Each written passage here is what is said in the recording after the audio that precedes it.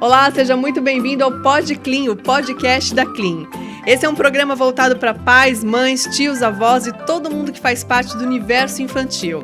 Eu sou a Patrícia e vou estar sempre com um convidado especial, trazendo temas específicos e muito conteúdo num bate-papo leve e divertido. Não deixe de nos acompanhar pelas mídias sociais da Clean e também pelo Spotify e o nosso canal no YouTube.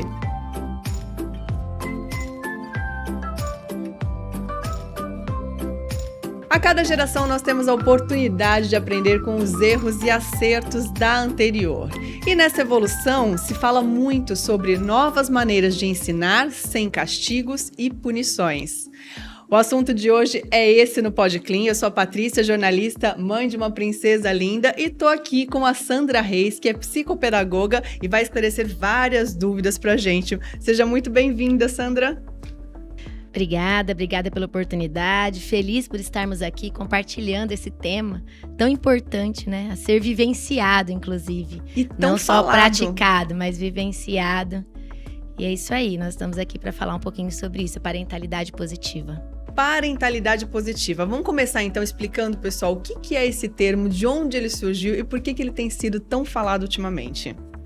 Na verdade, quando a gente pensa em parentalidade positiva, nós entendemos em um equilíbrio.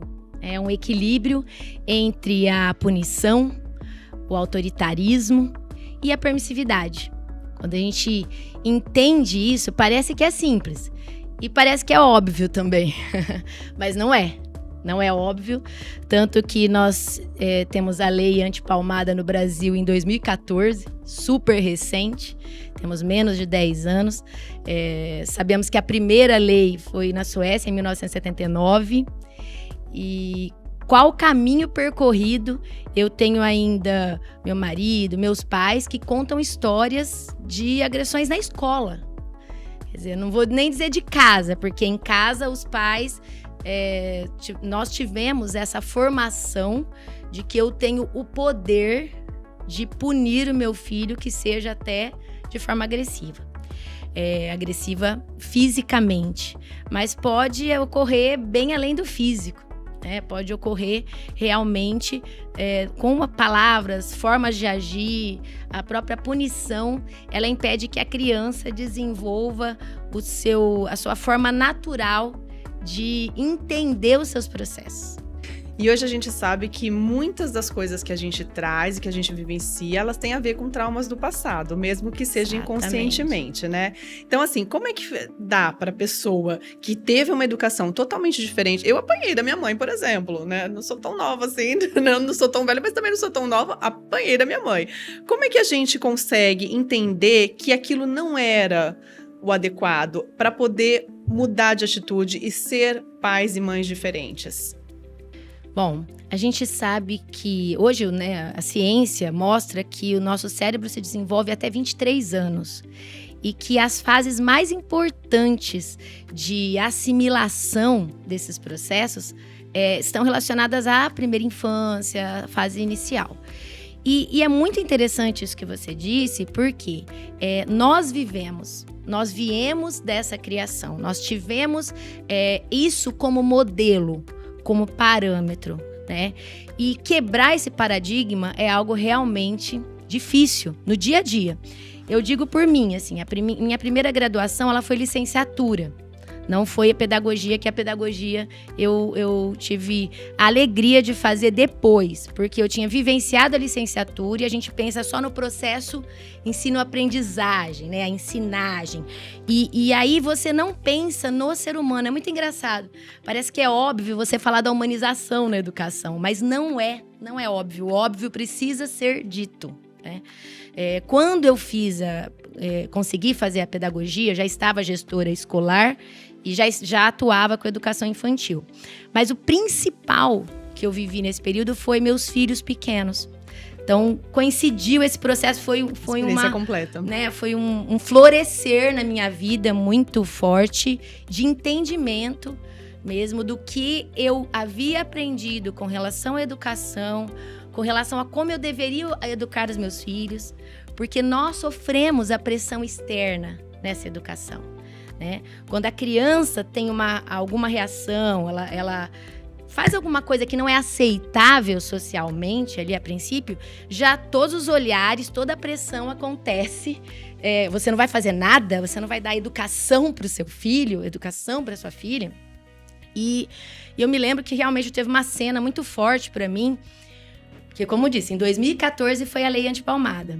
Olha só. Ontem, né? Ontem. E eu ouvi muito as pessoas falarem assim, ai, que mimimi, porque os pais, porque as crianças não têm que ter, né? Os pais têm esse direito. Então, assim, realmente, viver isso na prática. Quando minha filha tinha 3 anos, eu vim desse processo, eu vim dessa formação. E por mais que hoje a imagem que eles tenham de mim, meus filhos têm um casal de jovens, né? Já adultos. E eu me lembro que ela me disse assim, mãe, por que você é tão brava comigo? Eu tava dando uma bronca nela. E uma bronca olho no olho, assim, abaixei, dando aquela bronca, né? Só que eu não percebia que eu estava sendo muito, a intensidade. E aí ela parou e falou assim, mãe, por que você é tão brava comigo? Ela tinha 3 anos. Ai, isso que dor foi... no coração. Não, lógico, chorei, me debulhei em lágrimas e falei, cara, eu não estava entendendo, não estava percebendo que isso estava acontecendo. Então, nós seguimos padrões e esses padrões nos levam a fazer isso naturalmente, né? Que não seja bater. Meus filhos, até hoje eles dizem, não, da minha mãe eu nunca apanhei, eles falam, né? Mas eu passei por esse período de ter tido um tipo de agressão que não era física. Que não era física, né? Então, o apanhar, ele não é a única, ela não é a única forma de ela é a final, né? Exatamente. Ela é a posição final. Então, realmente, eu acho que todo esse processo... a gente estava conversando agora há pouco aqui nos bastidores, porque eu trabalhei com a gestão escolar há alguns 16 anos. E nesse processo, né, como gestora, esse olhar, fazendo uma analogia às empresas, né? Esse olhar do chefe, da pessoa, né, que está ali hierarquicamente acima, essa pessoa ter o medo. Se chamou você na sala, é porque aconteceu alguma coisa, né? E eu me lembro que para eu quebrar esse modelo, esse paradigma, foi difícil. Porque eu chamava os adolescentes, os jovens para conversar, para ter ideias, para inventar projetos. E eles sabem bem disso. A hora que eles chegavam lá, chegavam assim, o que aconteceu? O que eu fiz? Né? E isso é resultado de uma educação punitiva. Isso é resultado de uma educação autoritária que nós vivemos ainda hoje. E aí a gente começa a enxergar a importância de entender o equilíbrio, que não são os extremos, a permissividade. Porque aí, em contrapartida, a gente começa a ver famílias que pode tudo. Eu sou não tem limite pra nada. Família que entende meu filho, que ouve meu filho. E aí eu deixo tudo. Então, realmente, esse equilíbrio é muito difícil. Muito difícil. E precisa ser de muita proximidade, de muita confiança, de muita conversa. É um treinamento diário não ser reativo. Você deve ver, você tem quantos anos tem? Eu tenho 43. Não, quantos anos tem sua A minha filha tem 3 aninhos. 3 aninhos. 3 então, aninhos. nós não costumamos ser reativos. Sim. A criança, ela faz alguma coisa errada. Esses dias eu vi um Reels que tava assim, a criança tava desenhando no papel e ela já foi subindo pra parede. E ela começou a fazer o desenho na parede. E aí, mostrava o pai chegando e o pai sendo reativo. E aí, ele já chegava e falava, não pode fazer isso, aqui. E pegando no filho, né? Que absurdo, a parede é pra você desenhar.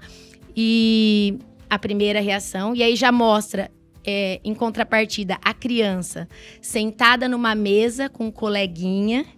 E a coleguinha vai e desenha no papel dele. E ele tem a mesma reação. Não pode, não é isso.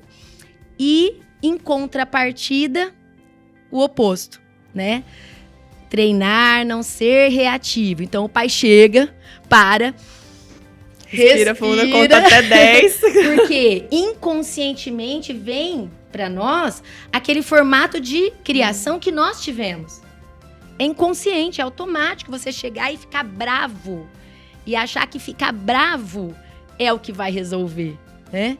E aí, o pai chega e senta e fala, filho, olha, não foi legal. Não é assim. Olha lá a nossa parede, vai ficar desse jeito. Você me ajuda a limpar? Aí dá um pano seco pro filho, o filho vê que não sai da parede. Aí coloca um produto, o filho vê que não sai da parede. Tá vendo? Agora não dá pra gente tirar.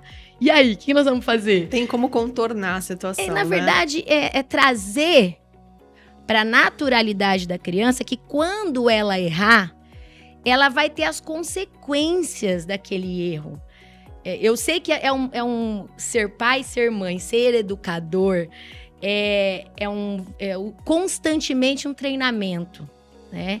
E a gente tem que estar o tempo todo sendo criativo. Sim, com certeza. Então você vai imaginar que cena que você vai fazer, o que você vai fazer para aproveitar aquele momento para o seu filho aprender. Como você vai reagir para aproveitar aquele momento do seu filho aprender? Acho que essa é a sacada. A sacada é enxergue sempre que tudo é uma oportunidade. Então é isso, assim, quando a gente fala da parentalidade positiva, ele vai bem além de um termo, porque os termos eles são modinha, eles são modismos, eles surgem, eles se perpetuam ou não de acordo com o quanto eles impactam na sociedade. Sandra, eu queria voltar um pouquinho na hora que você falou sobre a pressão. E assim, um pai e mãe, eu acho que sofre muita pressão. As mães, principalmente. A gente escuta até hoje. Não, deixa chorar. Deixa o bebê chorar. Criança recém-nascida.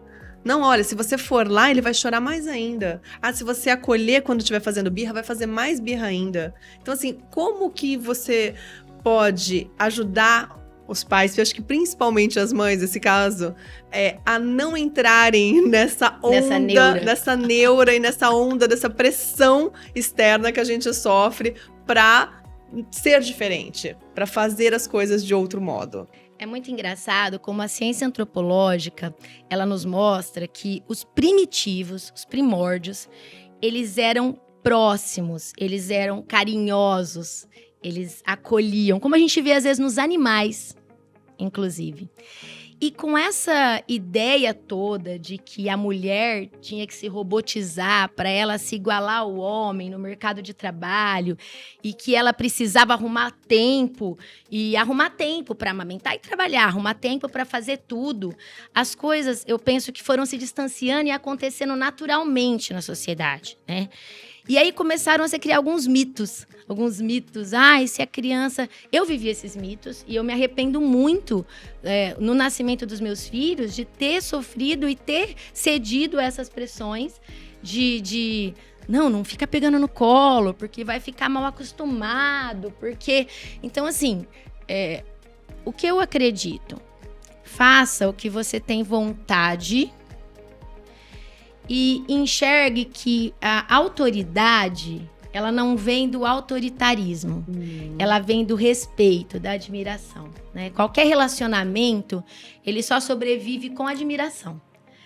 Quando você admira alguém, você quer estar junto com aquela pessoa, te faz bem estar com ela. Quando você não admira mais, acabou o casamento, acabou a relação profissional. Perde respeito, perde tudo. E assim também é com os filhos. Então é engraçado quando fala assim, o filho ficou adulto, abandonou os pais. Que relação de respeito você criou com seus filhos? Né? Que relação de admiração você criou com seus filhos?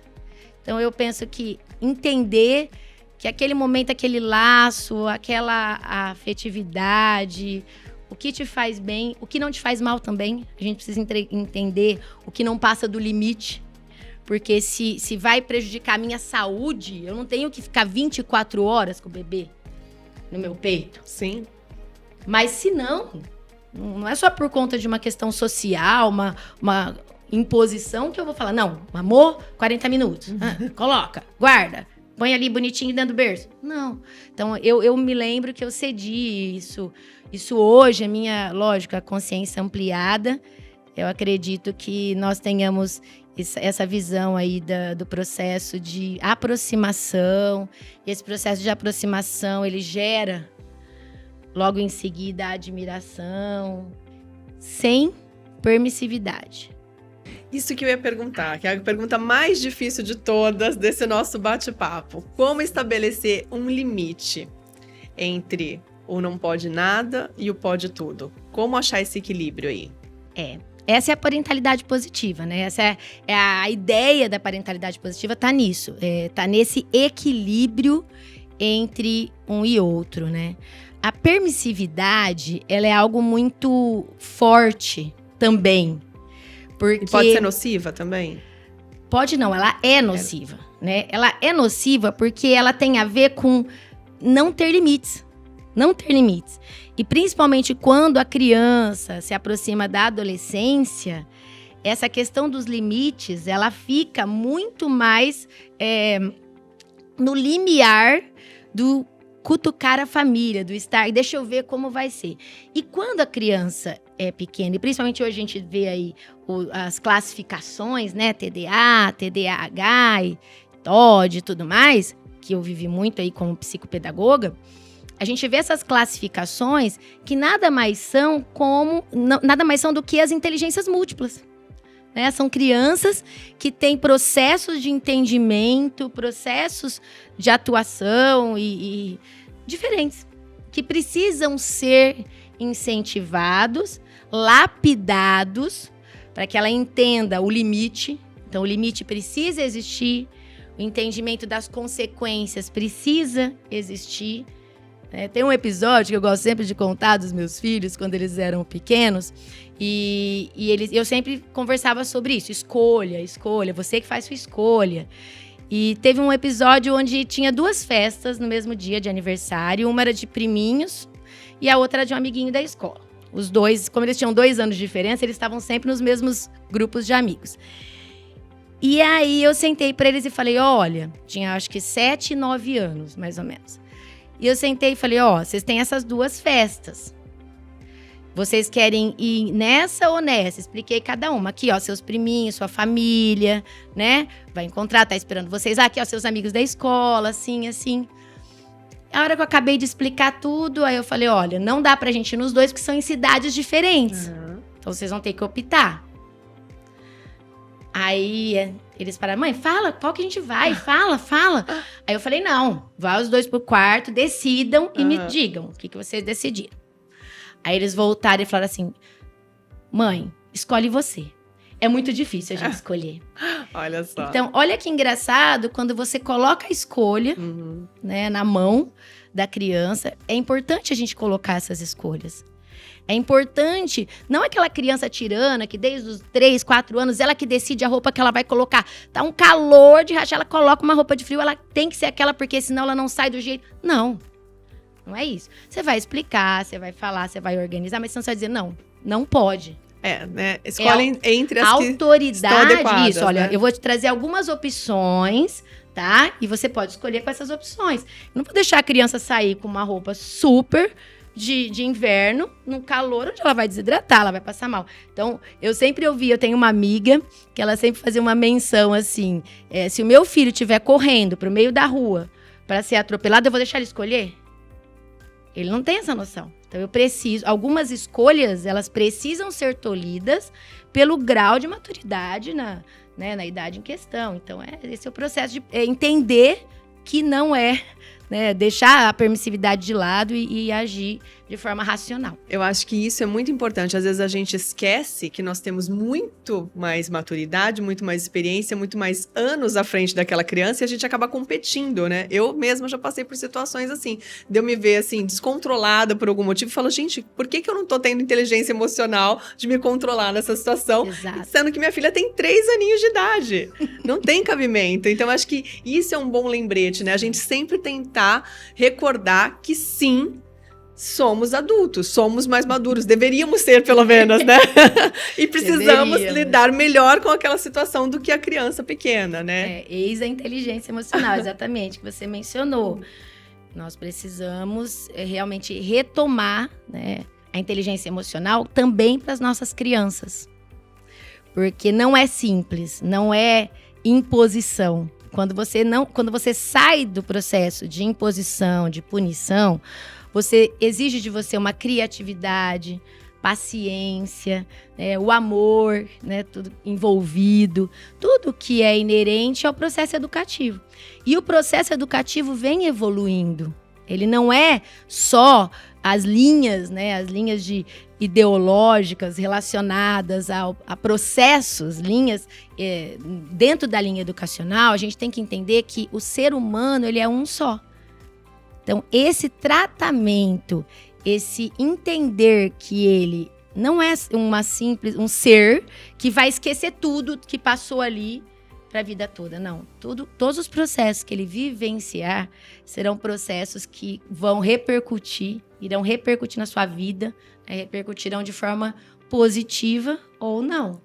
Ou negativa, dependendo do que ele construir nesse caminho, né? Exatamente. A gente, como família, né, até os próprios pais, né, a questão da agressividade dentro da casa, da família, tudo que ele enxergar que ele é o espelho, né? A família é o espelho. Ou ficar bravo com a criança quando você não tá bem. A gente tem que pensar em tudo isso. Isso tem a ver com todos os processos de relacionamento ao nosso redor, não só com a criança, mas com a criança mais, porque ela é mais sensível a esse processo. Ela é mais sensível a esse processo, né? Muito bom o papo, Sandra. Obrigada. A gente espera que o pessoal que nos assistiu aí consiga refletir bastante, tomar as melhores decisões e entender principalmente o papel de cada um, né? O papel da criança é aprender, principalmente com os exemplos, com o espelho da família, como você falou, e o papel do adulto é, com certeza, mostrar a maturidade, a inteligência emocional, a experiência, a vivência e encontrar o equilíbrio. Encontrar o equilíbrio, muito bem. É isso, gente. No próximo Podclean tem muito mais assuntos relacionados ao universo infantil. E aproveitando que o mês das mães está chegando, vamos falar aí sobre mães de primeira viagem, saúde, gravidez, tentativas de engravidar. Ou seja, tem muito mais conteúdo para você conferir. Eu espero vocês. Um grande abraço. Tchau!